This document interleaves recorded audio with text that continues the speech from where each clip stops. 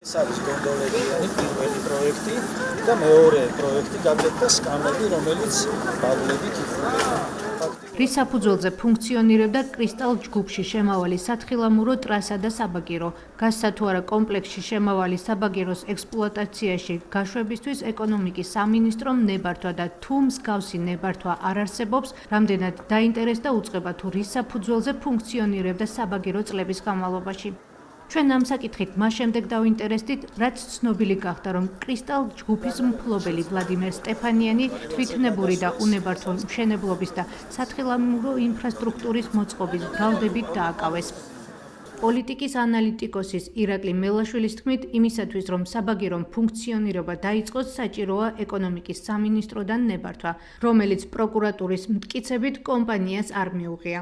ეკონომიკის სამინისტროში ჩვენი ზემოთხსენებული კითხვების საპასუხოდ გვითხრეს, რომ საჯარო ინფორმაცია უნდა გამოგვეთხოვა. ჩვენ უწყებას წერილობით უკვე მივმართეთ, მათგან პასუხის მიღების შემთხვევაში მასალა განახლდება. ირაკლი მელაშვილისვე შეფასებით, თუ ინფრასტრუქტურა მართლაც უკანონოდ იყო მოწყობილი, მაშინ როგორ გაიყიდა ბინები და როგორ შევიდა საბაგირო ექსპლუატაციაში, ისე რომ ზედამხედველობის შესაბამისმა სამსახურმა ამ დრომდე ვერაფერი შენიშნეს. მისივე თქმით, ეს შემთხვევა კიდევ ერთხელ მიუთითებს ხელისუფლების არაკომპეტენტურობაზე. ვითარება ძალიან უცნაურია, ჩვენ გვითხრეს, რომ ადამიანმა ბიზნესმენმა ააშენა არა მარტო აპარტამენტები, არამედ ააშენა საბაგირო გზაც. კაი შემიძლია დავიჯერო ის, რომ რიაცამ სახლი ჩადგა, მაგრამ საბაგირო გზა რამდენადაც ვიცი არის მეხუთე კატეგორიაში, რომელიც ეკონომიკის სამინისტროს ნებართვით გაიცემა. ეს არ არის სახლი, რომელსაც ვერ იპოვე. საბაგირო გზა რო ააშენო, უნდა შემოიტანო ეს საბაგირო საქართველოში გვარი წარმოება, ეს ტექნიკა უნდა შემოიტანო, ანუ ვიღაცამ უნდა იყიდოს, ამის ნებართვები უნდა გაიცეს, ასე შემდეგ. ჩვენ გვატყუებენ ამას.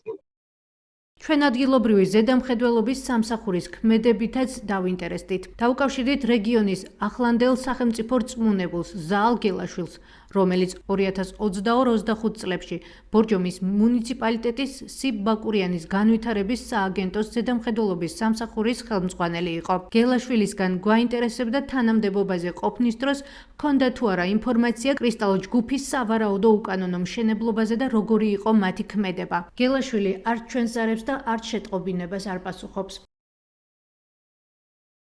გარდა საბაგიროს და სასტუმროს ინფრასტრუქტურისა, კრისტალ ჯგუფის კომპლექსში შედის აპარტამენტებიც, რომლებიც ფიზიკურ პირებზეა გაყიდული. რამდენად კანონიერად გასხვისდა ფართები და რის საფუძველზე დაურეგისტრირეს ისინი ფიზიკურ პირებს. ირაკლი მელაშვილი ამ საკითხშიც კითხვის ნიშნებს ხედავს. ინფორმაციის გასარკვევად იუსტიციის სამინისტროდან საჯარო ინფორმაცია გამოვითხოვეთ. პასუხის მიღების შემთხვევაში მასალა განახლდება.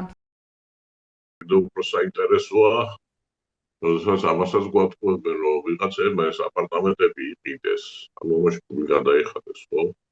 აპარტამენტი რო იყიდო, იუსტიციის სახლში უნდა დაარეგისტრირდეს. როგორც შეიძლება საკუთარი ქონება. თუ ეს უკანონო მშენებლობა იყო და მას არ ჰქონდა საკადასტრო კოდი და ასე შემდეგ, მაშინ მას ვერავინ ვერ დაარეგისტრირდა. თუ ვერ დაარეგისტრირდა, მაშინ არავინ არ იყიდა. ანუ თავიდან ბოლომდე ყველაფერი ტყუილია.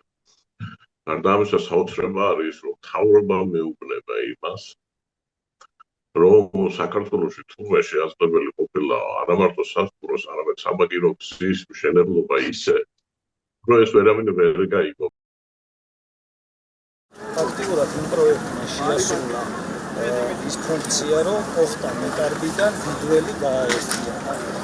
თხილამურებით შეძლება უკვე ოხტიდან დიდველზე გადასვლას და დიდველიდან კონკრეტ ოხტაზე და ეს ძალიან შეამცირებს. რჩება დიდველზე გადასასვლელი. ეს არის კერძო ინვესტიცია. ეს არის კერძო ინვესტიცია. ეს კადრები 2023 წელს არის გადაღებული, როდესაც საქართველოს იმდროინდელმა პრემიერ-მინისტრმა ირაკლი ღარიბაშვილმა ეკონომიკისა და მდგრადი განვითარების მინისტრთან ლევან დავითაშვილთან ერთად ბაკურიანში ვიზიტის დროს კრისტალ ჯგუფის სათხილამურო ტრასაც მოინახულა. ამისი ამსახველი კადრები კი საქართველოს მთავრობამ გაავრცელა. კადრებიდან ირკვევა, რომ ვიზიტის დროს იქ იმყოფებოდა ქართული ოცნების დეპუტატი სამცხე ჯავახეთიდან ანტონ ობოლაშვილიც. ჩვენ ანტონ ობოლაშვილის პოზიციის შემოთავაზებაც გვსურდა, თუმცა ჩვენს ზარებს და შეტყობინებებს არც ის პასუხობს. დავუკავშირდით კომპანიასაც, რომელმაც გვითხრა, რომ მათი ყველა შენობა შესაბამისი ნებართვებით აშენებულია მათივე საკუთრებაში არსებულ მიწის ნაკვეთებზე, ხოლო დარღვევები ფართების გადმოცემას ეხება. ჩვენ კომპანიას დაზუსტება ვთხოვეთ, თუ რომელი ფართების გადაცემას ეხება დარღვევა და ეთანხმებიან თუ არა პროკურატურის მიერ წარდგენილ ბრალდებას. მათგან პასუხი ჯერ არ მიგვიღია. ფინანსთა სამინისტროს საგამოძიებო სამსახურმა ვლადიმერ სტეფანიანის დაკავების შესახებ ინფორმაცია 8 ნოემბერს გაავრცელა, ხოლო გუშინ სასამართლომ მას პატიმრობა შეუფარდა. ამავე წყაროს ცნობით დაკავებულს ბრალი დიდი ოდენობით უკანონო შემოსავლის ლეგალიზაციის ფაქტზე ედება, რაც 12 წლამდე პატიმრობას ითვალისწინებს. ამ ეტაპისთვის გამოძიება ირწმუნება, რომ დადგენილია 2 მილიონამდე ლარის ოდენობით უკანონო შემოსავლის ლეგალიზაციის ფაქტი.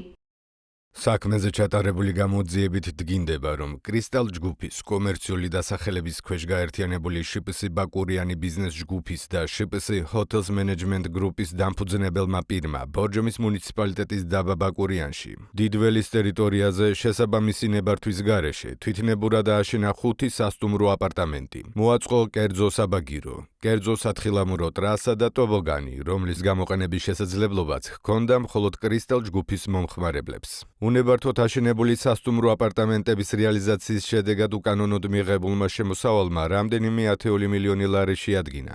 ამ ეტაპისთვის გამოძიებით დადგენილია 1.894.925 ლარის ოდენობით უკანონო შემოსავლის ლეგალიზაციის ფაქტი. საქმეზე გამოძიება ინტენსიურად გრძელდება. კრისტალ ჯგუფის დანაშაულებრივი საქმიანობის შესწავლის და მათთან შესაძლო კავშირში მყოფი პირების, მათ შორის დანაშაულის ხელშემწყობის საჯარო მოხელეების დადგენის და მხილების მიზნით. საქმეზე გამოძიება მიმდინარეობს საქართველოს სისხლის სამართლის კოდექსის 192 მუხლის პირველი ნაწილით, 218 მუხლის მეორე ნაწილით და 194 მუხლის მესამე ნაწილით, რაც სასჯელის სახით თავისუფლების აღკვეთას 9-დან 12 წლამდე ვადით ითვალისწინებს. ნათქვამია ფინანსთა სამინისტროს საგამოძიებო სამსახურის მიერ გავრცელებულ ინფორმაციაში.